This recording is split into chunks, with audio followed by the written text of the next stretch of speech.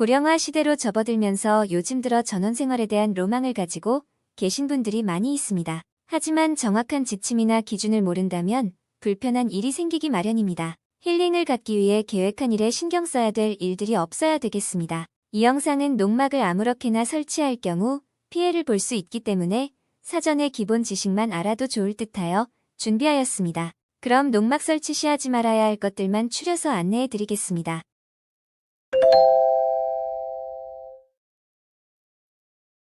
농막은 크기가 20제곱미터, 즉 6평 이하여야 한다는 제약이 붙지만 규제가 일반 주택보다 훨씬 가벼우므로 목적에 맞게 간편히 활용할 수 있다는 장점이 있다. 예전에는 단순히 농업용 창고 및 쉼 공간으로서 법적 제약 없이 마음대로 지을 수 있었지만 이제는 가설건축물 축조 신고를 하여야 합니다. 제일 먼저 농막에서 숙박하는 것은 불법이다.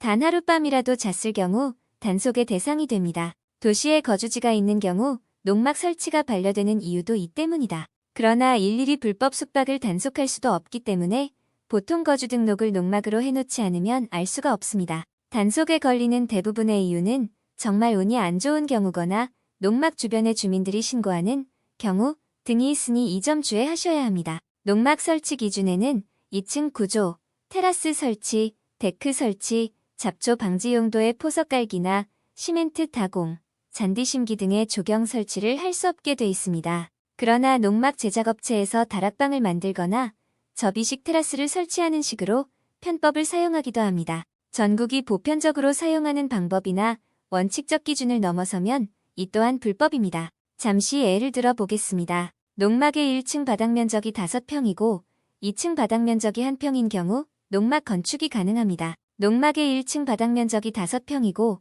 2층 바닥 면적이 2평인 경우 건축이 불가능합니다. 농막의 1층 바닥 면적이 4평이고 2층 바닥 면적이 2평인 경우 건축이 가능합니다. 또한 농막의 효율을 높이기 위해 1층을 6평으로 하고 2층으로 다락을 설치하는 데 높이 제한이 있습니다. 1층을 제외한 다락방의 최대 높이는 지붕 형태에 따라 층고 높이가 달라집니다. 지붕이 일반적인 평지붕 형태인 경우 다락의 높이는 1.5m이고 지붕이 경사진 형태인 경우에는 1.8m 이하까지 설치가 가능합니다. 농막을 다락의 구조로 설치한 경우 다락의 면적은 연면적에 포함을 시키지 않도록 규정하고 있으니 이 점을 참고하면 농막을 최대한 공간 활용할 수 있겠습니다. 최근 지역에 따라서는 수도나 정화조 설치도 가능한 곳도 있지만 대부분의 농업용 용지 내의 수도 및 정화조 설치는 금지하기도 하니 설치하고자 하는 해당 지자체에 꼭 문의해 보시기 바랍니다. 또한 6평 이상의 경우 소형 주택으로 분류되어 주택 용도로서 신고가 가능하지만 신고 시 농막으로 분류가 되어 있다면 주택 모양이지만 숙박이 불가능하니 참고해야 합니다. 농막의 수요가 늘면서 제작업체들도 다양한 편의성을 추가하고 디자인을 발전시키면서 기능성이 늘어난 농막이 많이 생기자 아예 주택으로 구입하는 경우도 늘고 있다고 합니다.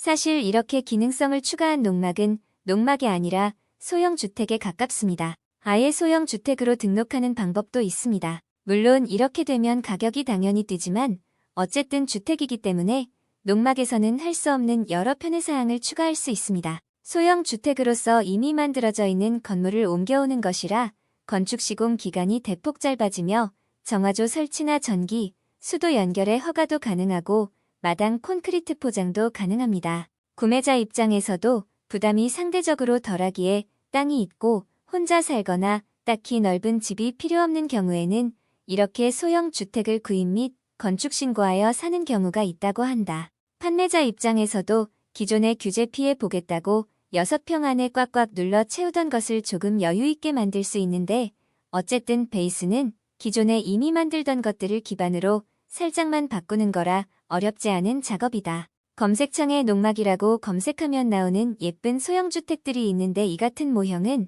서구권의 타이니하우스의 개념으로 소형주택이지 농막으로서 사용은 불가합니다. 단속이 뜸하다는 이유로 농막으로 등록해 불법으로 주거용으로 사용하는 경우가 더 많아지고 있는 실정이지만 이로 인해 앞으로 건축법이 어떻게 개정이 되느냐에 따라 불법 건축물 단속이 강화될 수도 혹은 다른 방식의 주택 형태가 생겨날 수도 있는 문제입니다.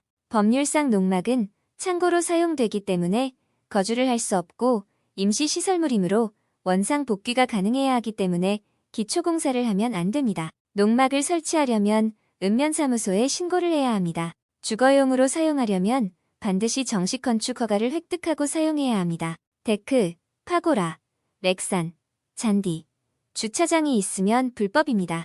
6평을 제외하면 전부 농지여야 하기 때문이다. 농막 옆에 꾸미고 싶으면 주택으로 신고하고 사용해야 됩니다. 현재 한국에서 외관상 전원주택인데 농막이라 우기면 무조건 불법입니다. 농업용 전기를 쓸 수는 있지만 그런 경우에는 TV나 에어컨을 쓸 수 없습니다. 지역마다 법률이 달라서 정화조 설치가 합법인 지역이 있고 강원도처럼 불법인 지역이 있으니 사전에 확인은 필수입니다. 농막을 사전에 신고하지 않고 설치를 할 경우 농막 벌금을 맞을 수 있습니다. 이 경우 10만 원 내외의 벌금을 부과하고 가설건축물 신고를 하도록 되어 있습니다. 중요한 것은 농막의 최대 높이와 크기를 준수하지 않을 경우 해당 지자체에서는 자진 철거를 명령하고 일정 기간 동안 스스로 철거할 수 있도록 유예기간을 주는데요. 일단 큰돈을 들여 설치를 한 농막을 쉽사리 허물거나 이동시키기에는 무리가 따르는 것이 사실입니다. 이럴 경우 서둘러 증개축되거나 기준을 충족하지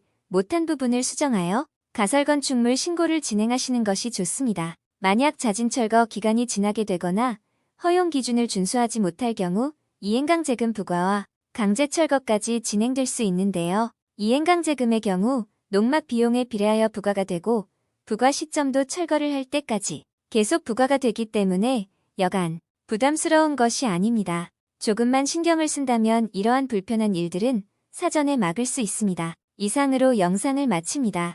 구독과 좋아요는 사랑입니다.